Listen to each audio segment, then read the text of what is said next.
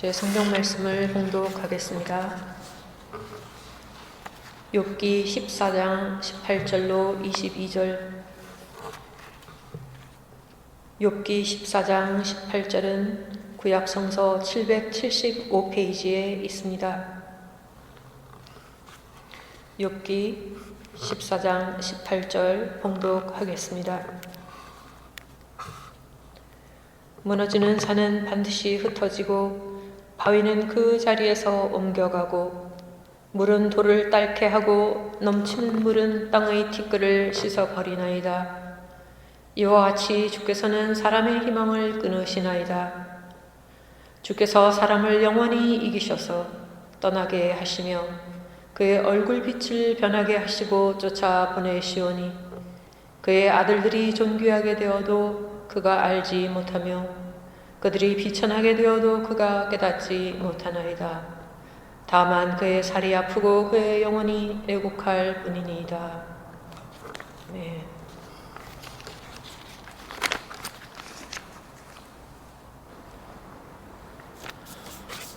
오늘 말씀 제목은 성도들을 위한 특별법입니다. 옛말에 예외 없는 규칙은 없다라는 말이 있습니다. 모든 규칙, 삼라만상, 자연의 법칙도 예외가 있습니다.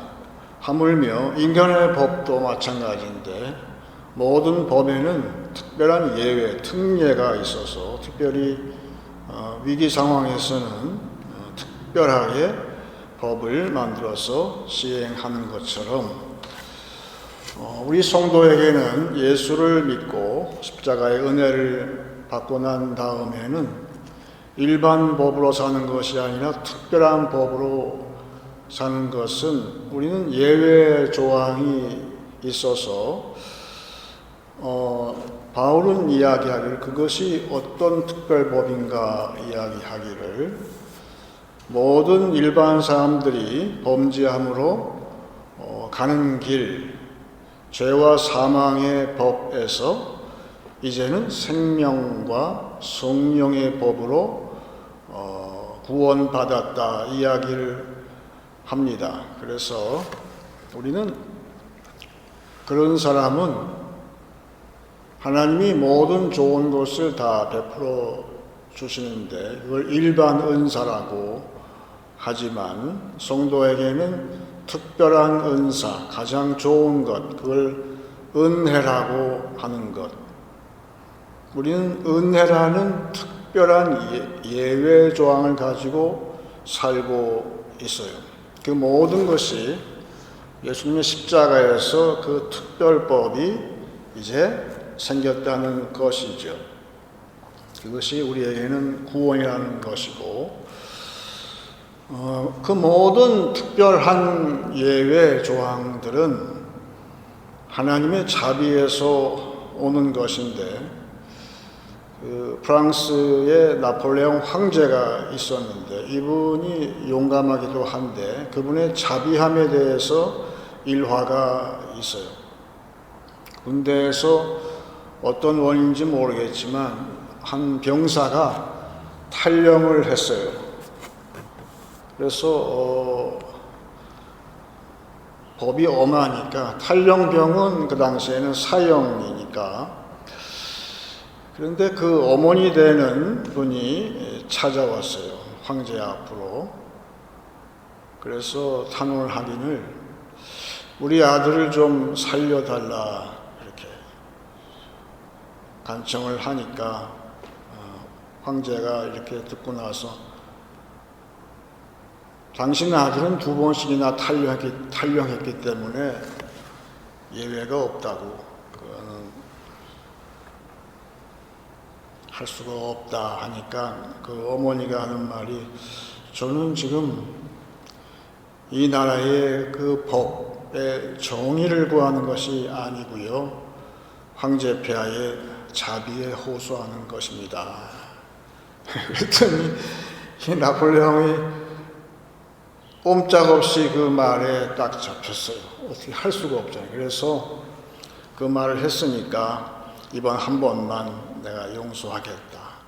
결국은 용서를 얻었다 하는 것이죠. 하나님의 자비의 법은 용서의 그 특별한 예외를 가지게 되는데, 결국은 우리가 하나님 앞에 우리의 특별한 상황을 이야기하고 그 상황을 하나님께 간청하는 요령이 이 어머니처럼 참 중요한데, 예수님은 누가복음에서 제자들이 기도를 가르쳐 주세요 하니까 기도를 가르쳐 주면서 그 주기도문이죠.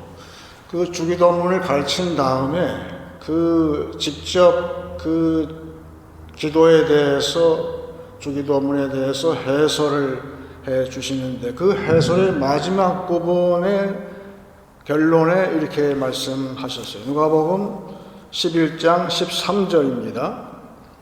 너희가 악할지라도 좋은 것을 자식에게 줄 알거든 하물며 너희 하늘 아버지께서 구하는 자에게 성령을 주시지 않겠느냐 하시니라 그랬습니다.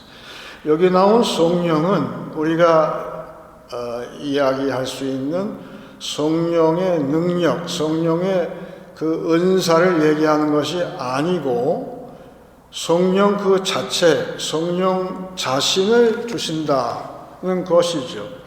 곧 성령은, 사도 바울은 이야기하기를 우리는 기도를 해야 되는데 특별한 예외 조항, 지금 나의 현실이 일반 법 가지고는 도무지 해결이 될 조짐이 안 보이는데, 그래서 성도는 은혜를 구하고 특별한 은혜를 구해야 되는데 기도가 안 되는 거예요.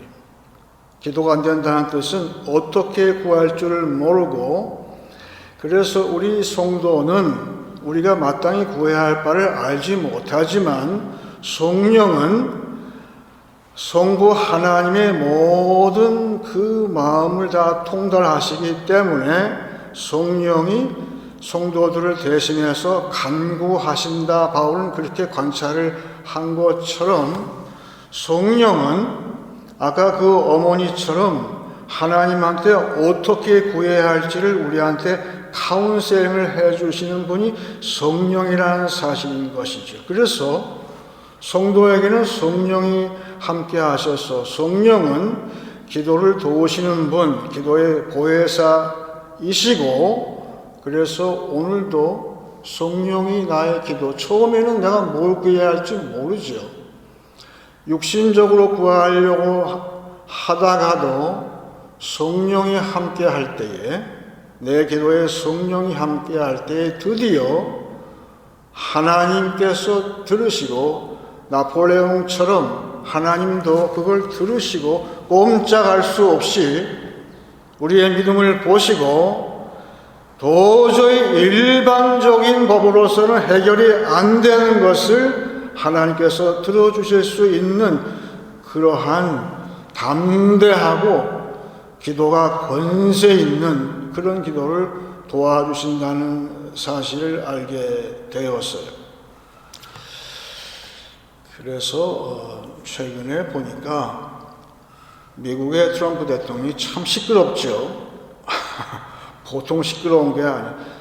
세상을 막 그렇게 참 들썩 올렸다 내려오는 것처럼 그러고 있는데, 이분이 취임하자마자 백악관의 그 자기 집무실 책상에 앉아가지고는 한 노릇이 뭐냐 하면 특별 명령, 행정명령에 사인을 해가지고 그걸 온 세계에 생중계를 해줘요. 자기 사인을 갖다가. 근데 그게 코미디 같지만 엄중한 것이죠. 헌법에서 보장한 대통령의 그 권한을 가지고 특별 명령을 거기에 사인을 했다는 것은 그 즉시로 그렇게 해야 돼요. 온 나라가 집행을 해야 되는 것이죠. 그래서 오늘 이야기는 바로 그 특별한 명령, 그게 영어로 백악관에서는 executive order라고 하는데, order라는 것은 명령이라는 뜻이잖아요. 오늘 욥이 참 우리는 욥의 고난을 남의 이야기 같이 생각하지만 결국은 욥기는 내 이야기이고 성도는 특별히 세상 방식으로 살지 못하기 때문에 고난이 많아요. 여러분 고난이 없어요? 그러면 뭔가 이상이 있는 거예요. 믿는 자는 세상의 법으로 살지를 못하기 때문에 항상 특별한 법을 요청할 수밖에 없는데 오늘 욥이 그것을 우리한테 먼저 제시를 해주는데 오늘 본문 말씀을 이해하기 위해서는 그 전에 13절을 봐야 됩니다. 13절에 주는 나를 수월에 감추시며 주의 진노를 돌이키실 때까지 나를 숨기시고 나를 위하여 규례를 정하시고 나를 기억하옵소서. 이거 여러분 이 13절은 너무 중요한 절입니다. 왜냐하면 욥의 이 간청이 있었기 때문에 오늘날 교회가 있는 거예요. 왜 그러냐? 이분은 자기가 이제 아무 소망도 없고 무덤에 내려가는 자처럼 됐다는 사실을 파악을 했어요. 아무것도 없다는 거예요. 고립무원의 처지에 이르렀어요. 그런데 내가 비록 무덤에 캄캄한 흑암에 내려갈지라도 곧 중간에 나오죠. 나를 위하여 규례를 정해달라 그랬어요. 여기에 규례가 오더예요. 하나님의 명령을 하나님 저를 위해서만 특별한 법을 좀 만들어 달라고 이야기를 했어요. 놀라운 신앙이에요. 놀라운 신앙. 사실은 이것이 우리 기도의 요체를 할 수 있는 것은 하나님 지금 이 상황은 도저히 세상의 모든 규례 가지고는 해결이 안 된다는 걸 제가 압니다. 따라서 지금 이 캄캄한 상황, 아무도 나를 도와주지 아니하고 나는 멸망으로 들어갈 수밖에 없는데 하나님 저를 위해서만 특별한 법을 저한테 만들어 달라고 요청을 했기 때문에 이 요청을 하나님께서 들으셨을까요? 들으셨죠. 그래서 욥이 고백한 그대로 욥한테 중보자를 보여주셨어요. 그 중보자가 누군가 우리가 다 알아요. 예수 그리스도 나를 대신해서 무덤에서 죽으셨지만 다시 살림 받으신 그 중보자를 하나님께서 보내주셨다. 우리는 그렇게 믿는 거예요. 이 얼마나 중요한 거예요. 욥의 이 신앙이 그래서 오늘 본문 말씀 18절, 19절 같이 보게 되면 이렇게 되어 있어요. 무너지는 산은 반드시 흩어지고 바위는 그 자리에서 옮겨가고 물은 돌을 닳게 하고 넘치는 물은 땅의 티끌을 씻어 버리나이다. 이와 같이 주께서는 사람의 희망을 끊으시나이다. 여기에 핵심은 모든 삼라만상 인간의 모든 질서의 원인은 하나님한테 있다는 거예요. 욥의 세 친구들은 너 때문이야. 네가 뭐 잘못한 게 있겠지. 네가 문제야. 지금도 마귀는 나한테 그렇게 얘기할 수 있어요. 그런데 욥은 한결같이 아니야. 나한테 문제가 있는 것이라 아니라 하나님한테 있어. 모든 것이 원인은 하나님이라고 내가 고백을 할 때 그거는 대단한 믿음이에요. 그러면 모든 인생관이 다 바뀌어버려요. 지금 내가 당하고 있는 이 기쁨의 일, 반대로 슬픔의 일, 고통과 아픔의 일, 이 모든 것의 원인은 누구한테 있습니까? 하나님한테 있다는 거예요. 그러면 우리도 욥처럼 위대한 믿음의 대장부가 된다는 거예요. 그렇죠. 지금 욥이 그렇게 얘기하면서 마지막에 희망을 얘기했는데 여기서는 희망이 없다라고 얘기하지만 여러분 욥기서는 고난의 책이기도 하지만 소망의 책이에요. 소망이란 말이 계속 나오고 있어요. 따라서 하나님께서 나를 위해서만, 지금도 내가 기도할 때 하나님 나 위해서만 특별하게 명령해 주시고 거기에 사인을 해 주시면 나한테 소망이 있겠습니다. 그 고백을 하고 있으니까 저는 이거 욥의 이 믿음은 참 너무 보통이 아닌가 그런 사실을 내가 알았어요. 너무 좋더라고요. 너무 좋아요. 그 트럼프 얘기하면서 하나 더 하게 되면 최근에 백악관이 주최를 해서 큰 만찬을 준비를 했는데 그러다가 그 봉변을 당할 뻔했죠. 대통령이. 그 백악관 출입 기자들을 위해서 베푼 만찬인데 사람들이 그 대통령이 그걸 주최한다고 하면은 다들 좋아해서 초대받기를 원하겠죠. 나 좀 초대 안 해주나 그랬을 것 같아요. 근데 거기 나오는 음식이 또 일반 음식이 아닐 거예요. 뭐 대단한 음식이 다 나왔을 것 같은데 이번에 먹다가 그냥 끝나버렸죠. 다시 모인다고 하는데 어쨌든 아까 행정명령 그 오더 얘기했는데 우리가 명령이란 뜻도 있지만 오더에는 딴 뜻은 식당 가면은 메뉴를 주문할 때도 오더라고 그러잖아요. 오더하세요 그러잖아요. 그런 것처럼 이 메뉴를 주문하는 것도 오더라고 하는데 같은 뜻이죠. 그런데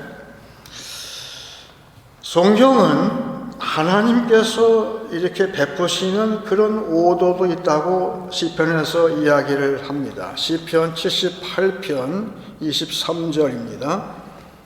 그러나 그가 의의 궁창을 명령하시며 하늘 문을 여시고 그들에게 만나를 비같이 내려 먹이시며 하늘 양식을 그들에게 주셨나니 사람이 힘센 자의 떡을 먹었으며 그가 음식을 그들에게 충족히 주셨도다 그랬어요.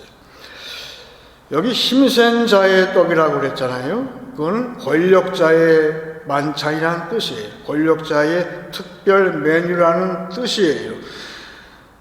트럼프가 실력이 없는 변변치 않은 그런 권세자 같으면은 그렇게 그 자리에 가려고 애를 안 쓸 수도 있어요.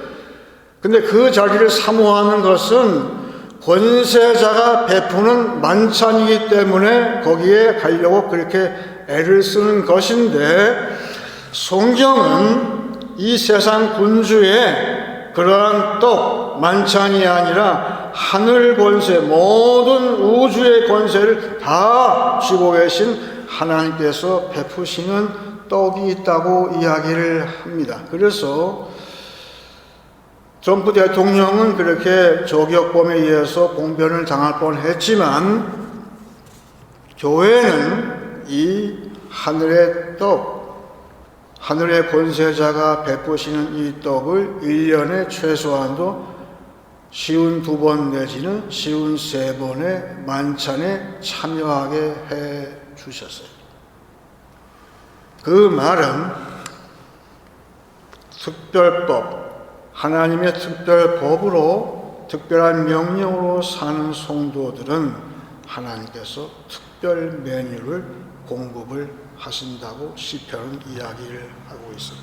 그런데 이 떡을 먹게 되면은 희한하게 모든 문제가 해결된다는 것이죠. 오늘 본문에 와서 보니까 욥도 같은 말을 하고 있는데 20절에 주께서 사람을 영원히 이기셔서 떠나게 하시며 그의 얼굴빛을 변하게 하시고 쫓아보내시오니 이것은 사람이 죽는다는 뜻이에요. 마치 시체가 돼서 얼굴빛이 변하게 되는 것처럼 그 이야기를 하고 있는데 여기서 하나님께서 사람을 영원히 이기셨다는 뜻이 하나님의 권력을 이야기하는 거예요.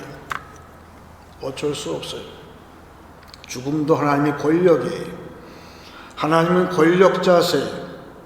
그런데 지금 욥은 권력자에 대해서 하나님에 대해서 이야기를 하는데 우리가 아는 대로 욥의 고난 가운데서 마지막에 욥은 하나님을 만나게 되고 하나님께서 그와 말씀하시고 하나님의 말씀을 그의 귀에 들려주었을 때에 욥은 모든 문제가 일시에 해결이 됐어요. 여러분, 욥처럼 우리도 고난당하고 있지만 하나님께서 우리에게 말씀하시면 끝이에요. 더 이상 고난이 아니에요. 이 고난도 하나님께서 주신 하나님이 원인이 되셔서 나한테 도달한 은혜라고 받게 되기 때문에 욥은 너무 기뻐했어요.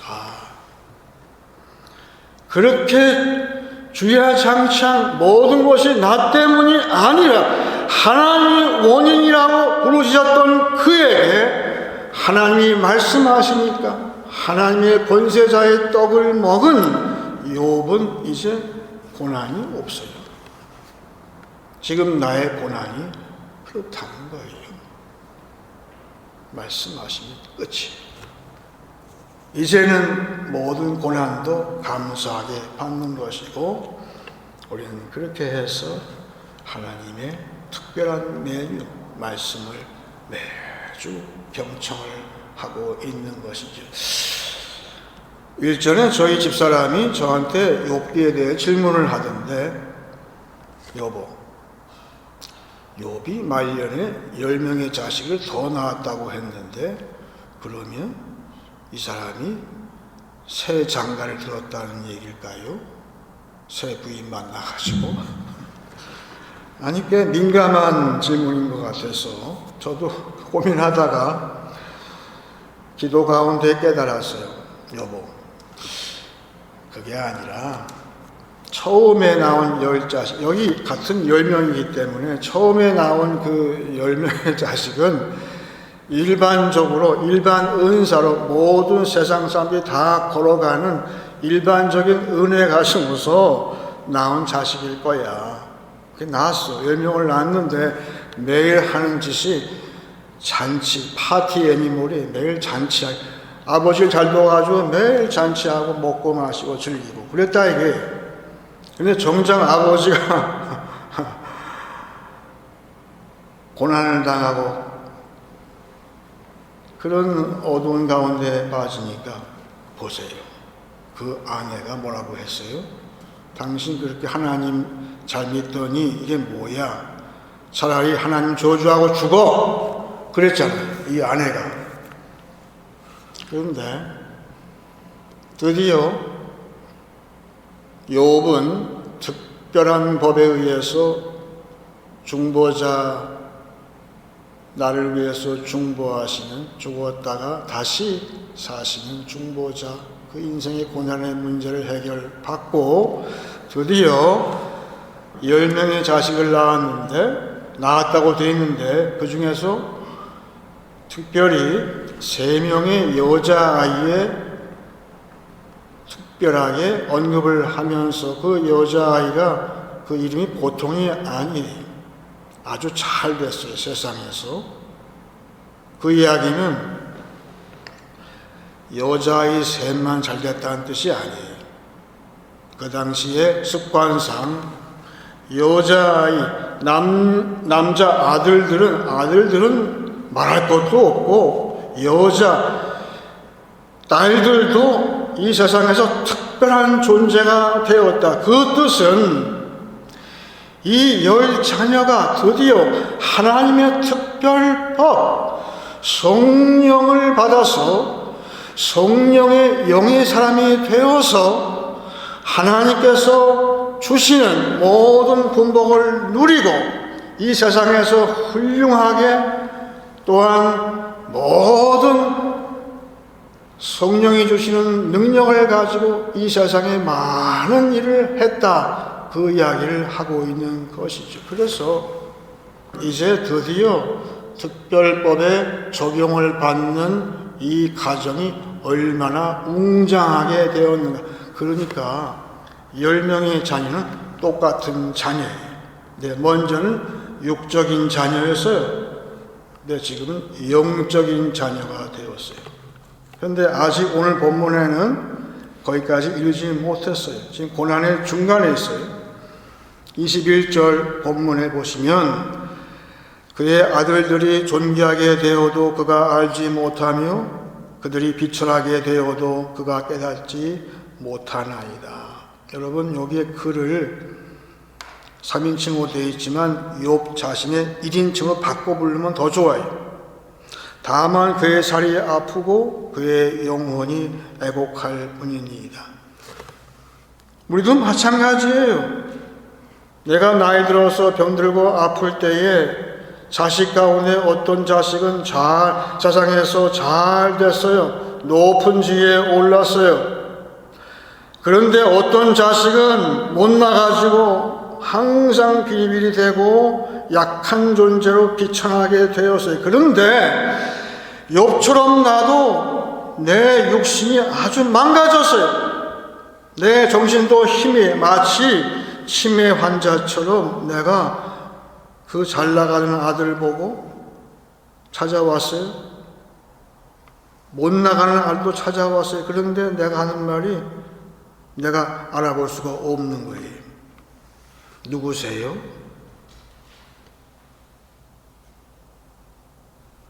다만 내 살이 아프다는 뜻은 나의 실제 가운데에서 내가 깨달을 수 느낄 수 있는 오직 한 가지는 내 몸이 아파서 내 육신의 아픔만이 나한테 실제가 된다는 것이고, 더 기가 찬 것은 내가 아프고 내가 고독하고 너무 슬프고 탄식밖에 안 나오는 이 상황에서 나를 위로할 사람이 아무도 없는 거예요.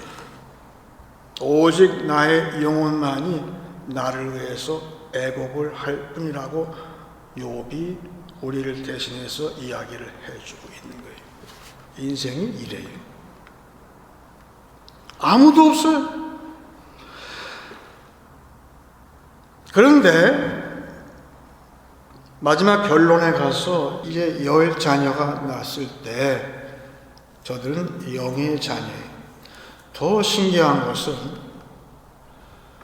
내가 고립무원돼가지고 아무도 나를 위해서 내 상황을 위로해주는 자가 없더니만, 먼저 여긴 안 나와 있지만 하나님을 저주하고 죽으라고 하던 그 아내가 변화가 돼서 영의 아내가 돼서 돌아왔어요. 돌아와서 그 아내가 먼저 위로를 했을 거예요. 그리고 10 자식이 위로를 하고, 그리고 곱빼기도 안 보이던 일가 친척이 우르르 몰려와서 선물을 싸들고 와가지고 그제서야 위로를 하더라, 그 얘기. 그리고 나를 괴롭히고 너 때문이라고 하던 그 친구들도 와서 욥을 위로. 진작 위로를 왜 안 할까? 여러분 고난을 당하고 있습니까? 그런데 아무도 여러분을 위로하지 않습니까? 기다려봐야 돼요. 지금은 위로받을 만한 것이 아니에요. 조건이 아니에요. 그런데 욥처럼 하나님께서 저 욥을 위로하라고 명령하실 때가 반드시 와요. 그때는 한두 명이 아니라 이제 진짜 떼거지로 몰려와서 그때는 욥의 신세를 위로할 때가 반드시 온다는 사실을 알 때에, 중요한 것은 오늘 어린이날인데, 어린이 주일인데 이렇게 우리 자손이 영의 자식이 될 때에는 최소한도 우리 아비의 혹은 어미의, 이런 말 하면은 좀 어떨지 모르겠지만, 만약에 내가 자식을 위해서 바랄 것은 많이 있지만 욥의 처지에서 볼 때에는 내가 마지막에 무덤에 내려갈 때, 그럴 때 이 변화된 영의 자식들은 최소한도 아비를 위해서 혹은 어미를 위해서 울어줄 수 있다는 거예요. 그러면 돼요. 아비가 행했던 모든 믿음의 모든 유산을 보고 아비의 믿음의 결국을 보고 우리의 아들이, 우리의 딸이 나의 죽음을 보고 울어줄 수만 있다면 그럼 되는 거죠. 그러면 신앙이 전수가 되는 것이기 때문에 그런 거예요. 욥은 우리한테 그러한 모습을 보여주고 있는 것이죠. 이제 말씀을 정리하겠습니다. 십자가를 믿는 순간부터 우리는 특별법의 적용을 받게 됩니다. 성령은 그 특별법에 호소하는 성도를 도와주십니다. 특별법이 적용될 때 고난 중에서도 소망이 있습니다. 특별법이 적용되는 교회에서 우리는 하늘 권세자가 베푸시는 특별 메뉴를 매주 받습니다. 생명과 성령의 특별법에 통치를 받는 가정의 달 되시길 축원합니다. 이제 찬송 559장 하시겠습니다.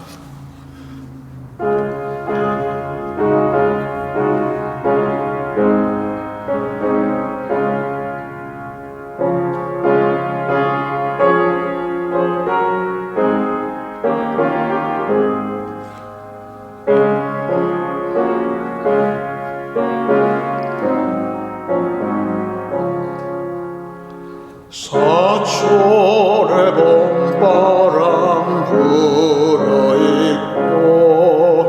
하나님 아버지 모셨으니 믿음의 반석도 든든하고 우리 집 즐거운 동산이라 고마워 임마누엘 예수만 섬기는 우리 집 고마워 임마누엘 복되고 즐거운 하루하루 어버이 우리를 고이시고 동기들 사랑에 뭉쳐있고 기쁨과 소름도 같이 하니 안간의 조가도 천국이라 고마워 임마누엘 예수만 섬기는 우리 집 고마워 임마누엘 복되고 즐거운 하루하루 아침과 저녁에 수고하여 다같이 일하는 온 식구가 안상에 둘러서 먹고 마셔 여기가 우리의 낙원이라 고마워 임마누엘 예수만 섬기는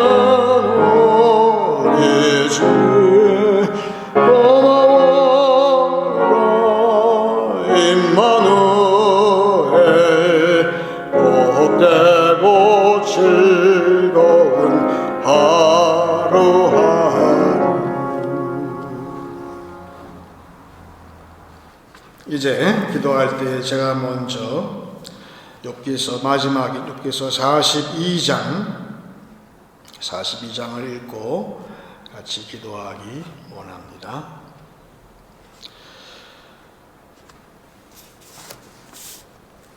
욥이 그의 친구들을 위하여 기도할 때 여호와께서 욥의 곤경을 돌이키시고 여호와께서 욥에게 이전 모든 소유보다 갑절이나 주신지라. 이에 그의 모든 형제와 자매와 이전에 알던 이들이 다 와서 그의 집에서 그와 함께 음식을 먹고 여호와께서 그에게 내리신 모든 재앙에 관하여 그를 위하여 슬퍼하며 위로하고 각각 캐시다 하나씩과 금고리 하나씩을 주었더라.